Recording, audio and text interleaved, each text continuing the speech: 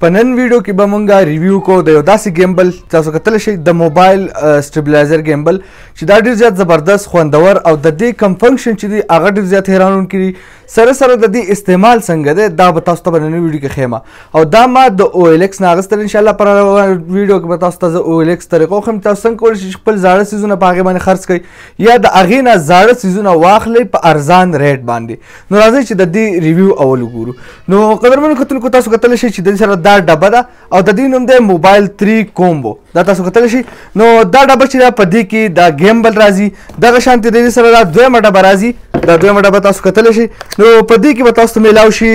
یو خو دا څیزه دا کتلی شئ دا سټینډ د دې به تاسو ته میلاو شي یو به تاسو ته د دې لپاره کوم کور چې راځي نو هغه به تاسو ته میلاو شي چې تاسو چېرته بازار ته ځئ او چېرته ځئ نو ډبې ضرورت تاسو ته نشته خو تاسو ډایرکټ په دغه کور کې دا اچولی شئ او تاسو ګرځولی شئ نو دا ته کتلی شئ چې دا د هغې سره کور دی صحیح ده دغه شانتې د دې سره که تاسو کتلی شئ نو دا د دې چارجر دی چې په هغې سره تاسو دا چارج کولی شئ په خپل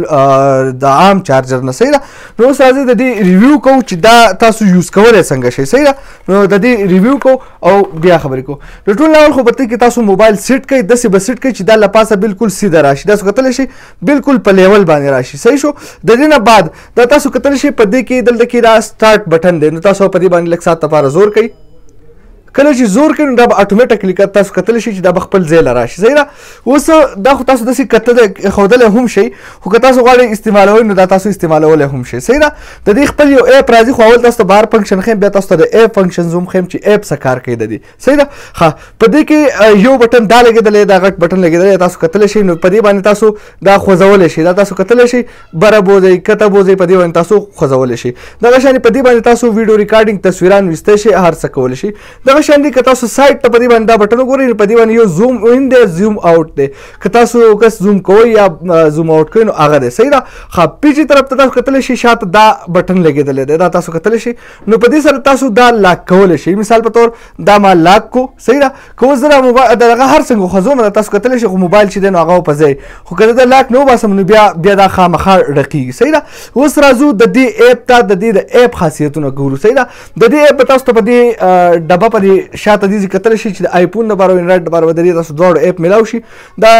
پلی سټور کې دا نوم هم تاسو ته لیکلی او دا بارکوډ چې تاسو سرچ کړئ نو دې سره به هم دا راشي صحیح ده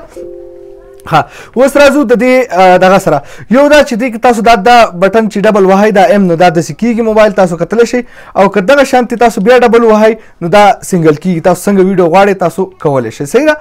په دې کې تاسو ته یو ډېر زبردست او خوندور بل اپشن میلاویږي دا تاسو کتلی شئ چې ما دا ځان ته کو صحیح ده او دا به اول د بلوټوث سره د دې ایپ کنیکټ کوي بیا ما په دې کې خپل تصویر چې دی نو هغه ولګو اوس که زه هر چېرته خوځېږم خو دا ګیمبل به ما پسې رواني که زه هر څومره لرې ځم لکه دا به ما بالکل زما